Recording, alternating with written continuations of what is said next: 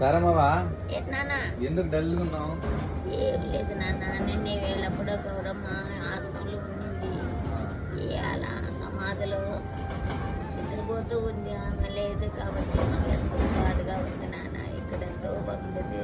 నిన్న అంతే వారం రోజుల్లో నేను చచ్చిపోతాను అన్నది. ఏమంటే నాకేమో భయంగా ఉన్నది. బాబుని బాగా చూసుకుంటాను. చూసుకుంటావు ఏంటి గౌరమ్మ అలా అంటావు అని నేను అన్నాను. ఆయన అక్కడ నాకు చాలా బాధగా ఉన్నది నాన్న.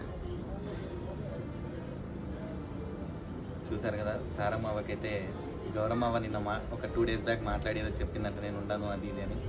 అందుకోసం ఇప్పుడు అవి గుర్తు తెచ్చుకుంటా సారమ్మవ అయితే చాలా బాధపడుతుంది. చూడండి, ఒక మనిషి ఒక ఫ్యామిలీలో లేకపోతే ఎంత మిస్ అవుతారనేది ఇక్కడ సారమ్మవని చూస్తే అర్థమవుతుంది నాకైతే. మన పిల్లలు కూడా చాలా దీనంగా ఉన్నారు. ఈ ఒకరు మన ఆశ్రమంలో మన ఫ్యామిలీలో లేరు అనే బాధ పిల్లలకు కూడా ఉంది. ఇదైతే మా ఆశ్రమం మనందరికీ చాలా బాధాకరమైన విషయం.